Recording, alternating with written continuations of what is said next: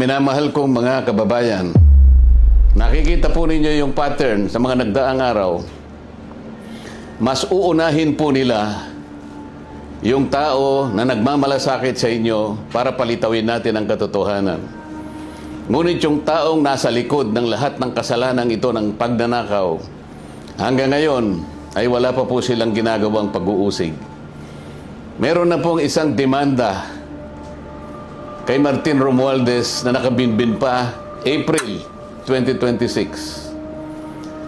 Yung isa na inakusahan na dating kalihim ng DPWH ay kanilang kinasangkapan upang siya din ay maging state witness.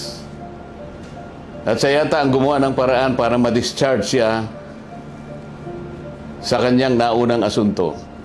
So makikita po ninyo, wala na po tayong kakampi. Ang kasalanan ko lamang po yung paglingkuran kayo, kung kasalanan pong matatawag yan. Na humarap sa kanila ng buong tapang para sa ganon ay malaman ninyo ang totoo. Malaman ninyo kung sino ang nagkasala sapagkat gusto nating papanagutin lahat ng mga taong ito. Ngunit kapag ako'y kanilang inaresto, hindi na po matutuluyan. Akala po nila ay maililibing ito sa limot. Ang isa pa pong inaasahan nila ay hindi na po ako makakasali doon sa impeachment proceedings na nakatakda pong magsimula sa susunod na linggo. Sa mga tweet, 2 ibon sa isang putok, mga kababayan. So talagang maliwanag na planado po ito, mga kababayan, kasi 2 linggo bago nagpahayag ang ating ombudsman, sinabi na rin ni Ping Lacson na tila siyam pa na senador ang makukulong. Parang alam na niya ang mangyayari. Kaya po ng nauna ko nang ipinahayag sa inyo.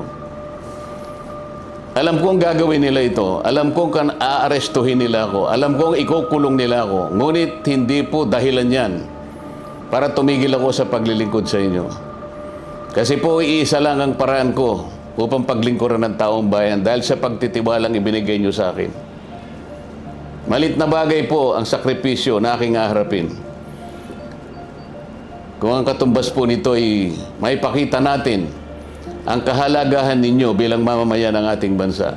Kahit po sa mahirap na kalagayan natin ito, mga kababayan, pinakikiusap ko sa inyong lahat, huwag po tayong pumayag na basta-basta na lang nila baluktutin ang katwiran.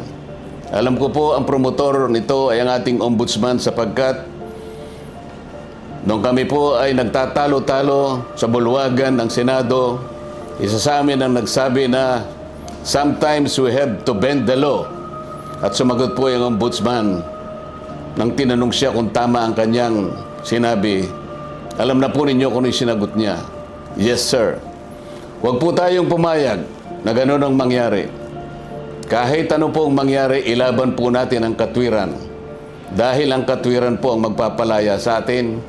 Ito ang magbibigay sa atin ng tagumpay bilang mamamayan at bilang isang bansa. Naniniwala po kasi ako na kahit sa anong laban, lalo na po yung laban na para sa interes ng ating bansa, kinakasihan po tayo ng ating Panginoong Diyos. At hindi siya papayag na magtatagumpay ang nagbabaluktot ng katwiran. Kailanman ang kasamaan, mga kababayan, ay hindi po magtatagumpay.